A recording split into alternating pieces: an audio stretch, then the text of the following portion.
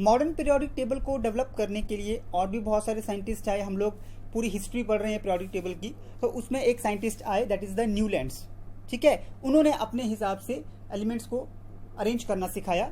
1865 में एक English chemist थे जॉन न्यूलैंड्स, उन्होंने एक नया सिस्टम दिया जिसके हिसाब से एलिमेंट्स को इकट्ठा प्रॉपर्टीज के हिसाब से, एक जैसी प्रॉपर्टीज वाले के हिसाब से उनको रखा गया। उनके अकॉर्डिंग जब हम एलिमेंट्स को उनके बढ़ते हुए एटॉमिक वेट, उनके बढ़ते हुए भार के हिसाब से जब हम लोग रखते थे, तो वहाँ पे उन्होंने देखा जो 8वां एलिमेंट आता था 8th नंबर के ऊपर, वो बिल्कुल पहले वाले एलिमेंट के साथ मैच करता था, और इसीलिए उसको बोला गया लॉ ऑफ ऑक्टेव्स।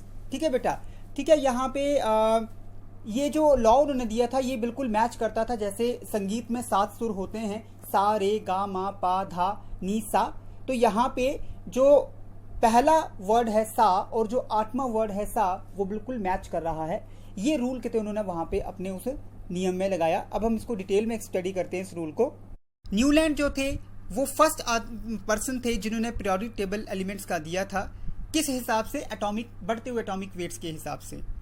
ठीक है, जॉन वोल्फगैंग डॉबनाइजर का जो वर्क था उसको उन्होंने ट्राइड्स के ऊपर जो उन्होंने काम किया था उनको उन्होंने आगे बढ़ाया, और Jean Baptiste Dumas families of similar elements, एक जैसे एलिमेंट्स की जो फैमिली थी, एक 1865 में एक बुक पब्लिश हुई लॉ ऑफ ऑक्टेव्स। ठीक है, जो ये बताती है कि any given element will exhibit analogous behaviour to the 8th element, जिसके अकॉर्डिंग उस टेबल में ये दिया गया था या उस लॉ में ये बताया गया था कि अगर आपके पास 8 एलिमेंट हैं तो 8वां एलिमेंट जो है वो पहले एलिमेंट के साथ मैच करता था। उसके बाद अगला 8वां एलिमेंट जो आएगा वो पहले फिर से कहते हो पहले एलिमेंट के साथ मैच करेगा।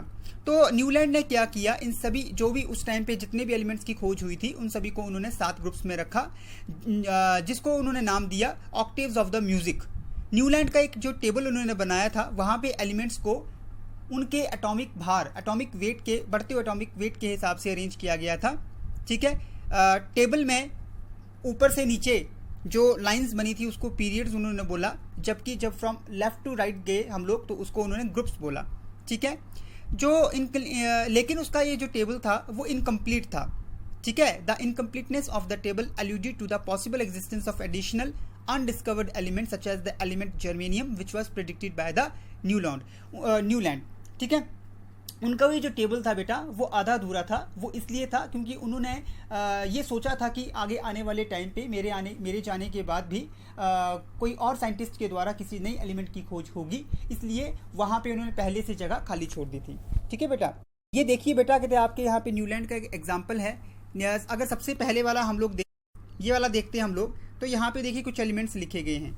ठीक है, तो यहाँ पे आप देखिए हाइड्रोजन और फ्लोरीन 1 2 3 4 5 6 7 8, यानी कि जब हर आठवां एलिमेंट जो है वो पहले एलिमेंट के साथ मैच करता है। अगर हम फिर आगे गए, यानी कि फ्लोरीन से आगे sodium, magnesium, aluminium, silicon, phosphorus, sulphur and chlorine, तो ये क्लोरीन और जो फ्लोरीन था इसकी जो प्रॉपर्टीज थी वो सेम थी। इस प्रकार से ये पूरे पीरियोडिक टेबल में चलता रहा।